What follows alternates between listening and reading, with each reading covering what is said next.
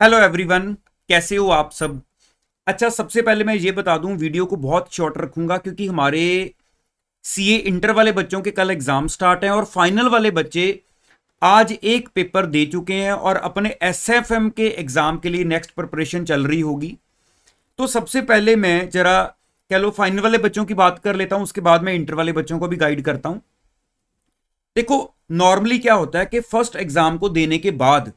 अगर तुम्हारा पेपर बहुत अच्छा हो जाए फिर तो एक नेचुरल अंदर से मोटिवेशन रहती है, लेकिन ज्यादातर कई बार क्या चांस होता है कि हमारी एक्सपेक्टेशन के लेवल के अकॉर्डिंगली अगर हम पेपर में परफॉर्म नहीं कर पाए, कोई क्वेश्चन आता था टाइम की वजह से रह गया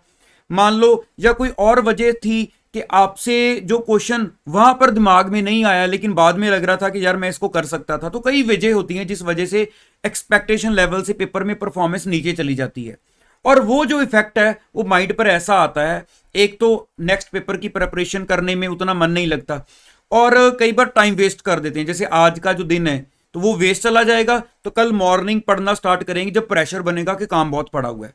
तो ये चीज नॉर्मली सब गाइड करते हैं इस चीज को अवॉइड करो, लेकिन ये नेचुरल फैक्ट है। मुझे भी पता है, हम लोग भी इस चीज में से निकले हैं, तो ये इफेक्ट रहता है। लेकिन मैं आपको इतना जरूर कहूंगा, देखो, क्योंकि अब तो मुझे इतने साल सब बच्चों के साथ एक्सपीरियंस हो गया है, इतनी चीजों को देखते हुए कि क्या हो रहा है, कैसे वो परफॉर्म कर रहे हैं, तो मैं आपको इतना बता देता हूं। बहुत बार मैंने खुद ये पर्सनली देखा है बच्चों के साथ, जिस पेपर को लेकर जो ऐसी सिचुएशंस हमारे साथ हुई होती हैं, पहली बात कभी भी ये ना सोचो कि शायद मेरे से ही ऐसा हुआ है।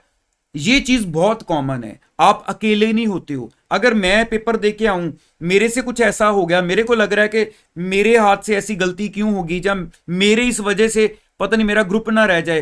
पहली बात तो ये कॉमन है, सबके साथ कुछ ना कुछ ऐसा हुआ होता है। दूसरी बात, इसका इफेक्ट दूसरे पेपर पर कभी भी क्यों नहीं जाना चाहिए, क्योंकि मैंने बहुत बच्चों के साथ ऐसे देखा है कि इस इफेक्ट से अगर दूसरे या तीसरे या फोर्थ पेपर तक इसका इफेक्ट कैरी फॉरवर्ड कर लेते हैं, तो रिजल्ट के बाद क्या होता है कि जो पहला पेपर था उसमें उल्टा मार्क्स ज्यादा आए होते हैं, जिसमें वो डर चुके होते हैं, बाकियों में उल्टा कम आ जाते हैं इस डर की वजह से, और ग्रुप उस वजह से रह जाता है, ना कि जिस पेपर में कुछ अच्छा परफॉर्म ना हुआ उसकी वजह से रहता है। तो कई बार ऐसा मैंने देखा है कि बच्चों के साथ ऐसा होता है और बाद में फील होता है कि ये क्या कर दिया। तो इसलिए एक पॉलिसी अडॉप्ट करके चलो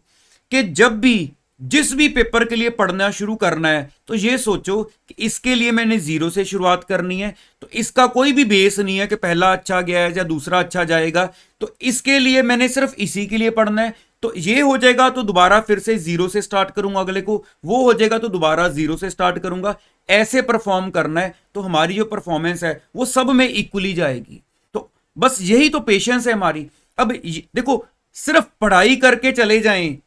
है ना, ये चीजें भी तो टेस्ट होनी है ना हमारी। तो इतना कुछ माइंड में लेकर जा रहे हैं, कुछ ना कुछ तो ऊपर नीचे हो ही जाएगा। अब चीजें थोड़ी हो फिर मैं बोलूं हाँ उस चीज का दुख लो कि चार ही क्वेश्चन थे उसमें भी मैं गलती कराया क्योंकि चार ही क्वेश्चन पढ़ के गया था उसी में से पेपर आना था, ऐसा तो है नहीं। यहां पर तो शायद 4,000 क्वेश्चन होंगे, तो इसलिए इस चीज से डरना नहीं। हर पेपर में हमने इक्वली परफॉर्म करना है और मैं आपके पास रोज अवेलेबल रहता हूँ कुछ ना कुछ आपको मोटिवेट करने के लिए। अब सीए इंटर वाले बच्चों की भी बात कर लेता हूँ कि हमारा कल जो फर्स्ट पेपर आ रहा है ना, खास तौर पर ध्यान देना कि जैसे हमारे पास ओवरऑल पेपर अटेम्प्ट करने के लिए 3 घंटे एंड 15 मिनट पहले जो रीडिंग के मिलते हैं, और वो 15 मिनट में आपको ये जरूर देख लेना है कि हमने कौन से क्वेश्चन से शुरुआत करनी है, कि एटलीस्ट पहला या दूसरा क्वेश्चन हमारा डिसाइड हो जाए जहां से हमने पेपर को शुरू करना है, अटेम्प्ट करना। और जो क्वेश्चंस में सब पार्ट्स आ जाते हैं, जैसे पहला क्वेश्चन है उसके ABCD 4 पार्ट होंगे, उसके बाद हमारे पास सिक्स्थ या सेवंथ क्वेश्चन, क्योंकि इंटर वाले बच्चों का सिक्स्थ होता है, आईपीसी वालों का सेवंथ, फिर से आगे पार्ट्स में होता है 4 मार्क्स या 5 मार्क्स के पार्ट्स 4 करो। तो वहां पर बहुत ज्यादा ध्यान देने की जरूरत क्यों है,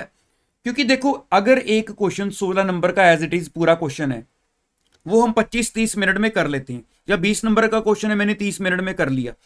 जब 20 नंबर के लिए 4 क्वेश्चन अटेम्प्ट करने पड़ रहे हैं, तो आप जरा सोचो ध्यान से कि अगर मैं हर पार्ट को 10-10 मिनट भी लगा रहा हूं तो 10 इंटू 4 40 मिनट्स लग गए। नॉर्मली इससे भी ज्यादा लग जाते हैं, कई बार क्वेश्चन थोड़ा सा ज्यादा हमने खींचना शुरू कर दिया 15 मिनट लगा दिए। तो कहां एक 20 नंबर के लिए मैं 30 मिनट में अटेम्प्ट कर रहा हूं, कहां एक 20 नंबर के लिए मैं उधर कह लो कि 40 to 45 शायद 50 मिनट्स तक चला जाऊं, और ये चीज़ हमें बाकी के क्वेश्चंस अटेम्प्ट करने में टाइम शॉर्ट करवाती है, और वहां पर हम फिर फंस जाते हैं, फिर हमें आता जाता भी पेपर छोड़ना पड़ता है, फिर बाद में कहते हैं पेपर लेंथी आया था। इसलिए इस चीज़ के ऊपर जरा फोकस करके चलना, अपनी स्पीड को मेंटेन करके चलो। ज़्यादा टाइम अगर लग रहा है किसी चीज़ को सोचने में तो बेटर है उसके लिए स्पेस छोड़ लो, और बाद में दोबारा वहां पर आकर उस चीज को लिख लो। तो अगर लग रहा है इसमें 2 लाइनें और मैं लिख सकता था तो मेरे को भी रिकॉल नहीं हो रही है, तो बाद में 15-20 मिनट बचा लो, ना कि अभी सोचने पर ज्यादा टाइम लगाओ। तो उस वक्त पर